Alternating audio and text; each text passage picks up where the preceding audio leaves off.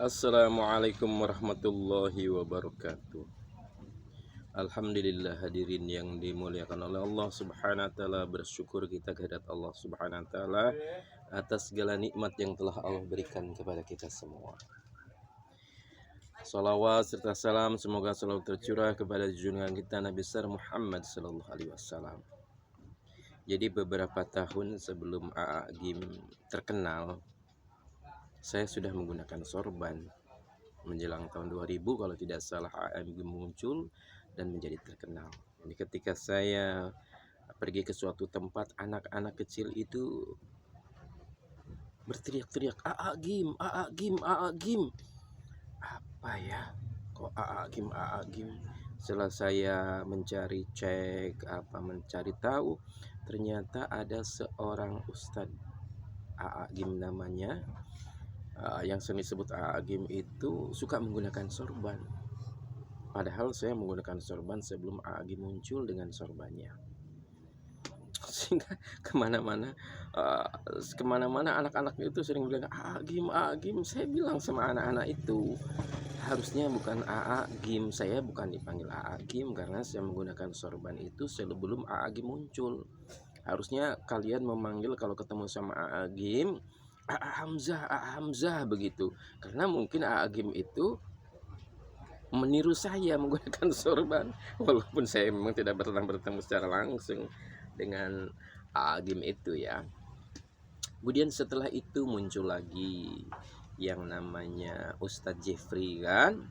Saya memang sepulang saya dari luar negeri, saya sering menggunakan rompi.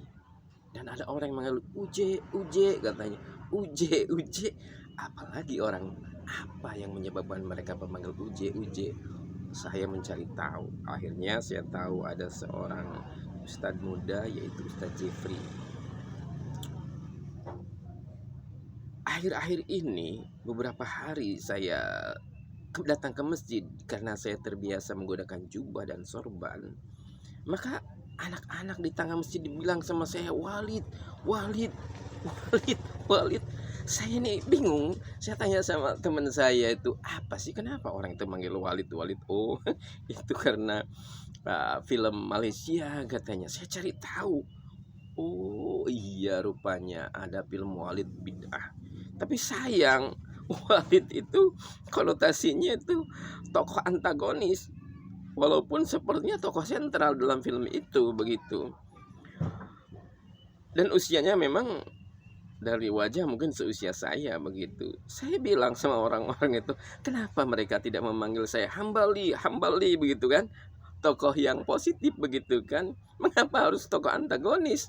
Tapi mungkin karena memang Hambal itu masih muda dan ganteng, walaupun mungkin saya ganteng begitu kan. Cuma tokoh Walid itu kayaknya memang usianya mirip dengan usia saya, walaupun saya tetapi dikaitkan dengan tokoh Walid itu saya agak risih juga setelah melihat filmnya. Cuma saya berpikir, biarin aja, ngapain juga. Saya harus melepaskan sorban saya, kebiasaan ketika ke masjid menggunakan sorban, kemudian saya tidak menggunakan sorban lagi. Kemudian saya harus melepas jubah saya lagi karena melihat ada film antagonis yang di situ menggunakan sorban dan jubah begitu. Tapi memang bagus juga sih sebenarnya film tersebut itu. Kalau menurut saya sih untuk supaya kita berhati-hati ketika kita mengikuti satu jemaah atau komunitas yang memang ingkar dari sunnah atau menunggangi agama lah. Tapi di sisi lain ya agak prihatin juga karena orang berpikir orang yang suka wanita-wanita yang bercadar, orang yang menggunakan sorban jubah itu jadi konotasinya jelek, walaupun di situ memang ada beberapa kayak seperti tokoh Hambali begitu kan, itu dia positif begitu. Cuma saya berpikir ya sudahlah, tidak jadi masalah begitu. Cuma yang menjadi masalah sekarang ini, saya khawatirnya orang-orang akan berpikir takut untuk masuk pondok pesantren. Memang saya lihat ada di beberapa pondok pesantren yang dia menggunakan pondok pesantren ini untuk seperti yang tokoh Walid tadi, tapi lebih banyak orang pesantren yang bagus citranya sebenarnya. Saya kan banyak berhubungan dengan pesantren-pesantren, dengan para pemimpin-pemimpin pesantren. Saya juga sering mendengar, pernah mendengar selentingan-selentingan pondok ini begini, pondok ini begini, tapi itu sedikit dibandingkan dengan pondok-pondok yang positif. Cuma khawatir saya nanti takut orang tuanya berpikir takut untuk memasukkan anak-anak ke pondok tersebut, ke pondok begitu untuk belajar di pondok. Itu saja yang saya khawatirkan. Cuma saya sendiri ya, kenapa saya harus melepaskan jubah dan sorban saya yang biasa gunakan apabila saya pergi ke masjid hanya karena masalah sebuah film. Ya sudah aja. Mungkin memang kita sudah terwalit-walit begitu ya, tokoh-tokoh itu ya. Karena walau bagaimanapun seandainya memang sekarang ini ada framing untuk mendiskreditkan Islam, ya ternyata Islam itu tidak pernah surut begitu kan. Karena adanya pencabulan, seksualitas yang tidak pada norma-norma ini sebenarnya bukan hanya ada di pondok pesantren.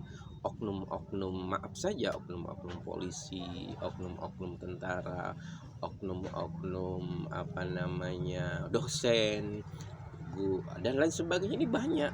Kalau prosentase yang menggunakan dengan cara yang tidak wajar, atau menggunakan kekuasaan, atau menggunakan semacam lembaga kemudian untuk mengeksploitasi seks atau untuk menyalurkan hawa nafsu seksualnya itu dibandingkan pondok pesantren, ya prosentasenya lebih banyak di kalangan umum dibandingkan di pondok-pondok pesantren.